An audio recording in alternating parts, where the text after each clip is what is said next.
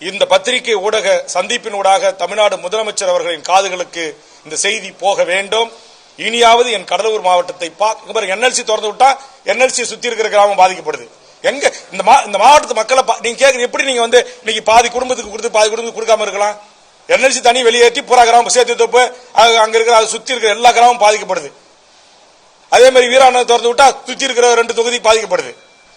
அதே மாதிரி இங்க பெருமலை ஏரி துரத்த விட்டா புறா நூற்றுக்கணக்கான கடற்கரை ஓர வரைக்கும் எல்லா கிராமமும் பாதிக்கப்படுது. இங்க இந்த பக்கம் கெடிலாறு, இந்த பக்கம் தென்மணியாறு. உங்களுக்கு பத்திரிகை நம்பருக்கு தெரியும்ல, கடந்த அதிமுக ஆட்சியும் சரி இப்ப திமுக ஆட்சியும் சரி நூற்றுக்கணக்கான கோடி பெருமலை ஏரியை தூர்வாரணும், வீராணத்தை தூர்வாரி கலையை பரப்படுத்தணும்னு சொல்லிட்டு நூற்றுக்கணக்கான கோடி மக்களுடைய வரி பணத்தை ஊழல் செய்து கொள்ளடித்துக் கொண்டார்கள் அதிகாரிகள் துணையோட. இதை கமிட்டிக்கே பொதுமக்கள் குற்றம் சாட்டினாங்க. நான் அஷூரன்ஸ் கமிட்டியில கலெக்டர் தலைமையில இதை ஒரு ரிப்போர்ட் ரெடி பண்ணி எனக்கு கொடுங்க அப்படின்னு கேட்டு போனேன். அந்த கலெக்டர் மாறிட்டார். அப்ப மக்களுடைய வரிப்பணம் யாருக்கு செலவிடப்படுகிறது? தனியார் பெரும் கார்பரேட் கான்ட்ராக்ட் முதலாளிகளுக்கா? இது எல்லாம் கேட்டா உடனே நாங்க வேல்முருகனுக்கு எந்த நிகழ்ச்சிக்கும் தகவல் சொல்ல மாட்டோம். வேல்முருகன் கலெக்டர் நீங்க இருக்க பத்திரிகையாளருக்கு தெரியும். அந்த நிகழ்ச்சி நீங்கள் பாருங்க. ஒரு கூட்டணி கட்சி எம்எல்ஏக்கள் அல்லது சீனியர் எம்எல்ஏக்கள் எந்த ஒரு சீனியாரிட்டி பின்பற்றது இல்ல. ஆளுங்கட்சி எம்எல்ஏ பேர் ஃபர்ஸ்ட் போட்டுப்பாங்க, சேர் அவங்களுக்கு அவங்க மந்திரி கலெக்டர் பக்கத்தில் போட்டுப்பாங்க. ஏன் நான் கலெக்டரேட் மீட்டிங்ல எந்த அமைச்சருடைய கூட்டத்தில் கலந்து கொள்ளல?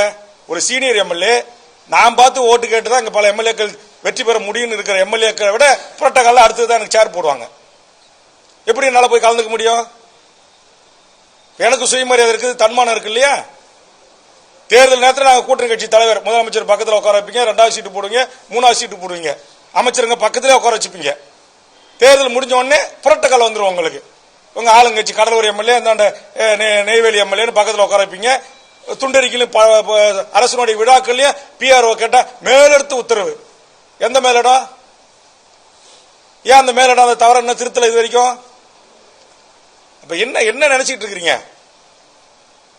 இதற்கெல்லாம் கண்டிப்பாக தேர்தல் நேரத்தின் போது மக்கள் எதிர்வினை ஆற்றுவார்கள். இதையெல்லாம் மக்கள் பார்த்துக்கிட்டு இருக்கிறாங்க.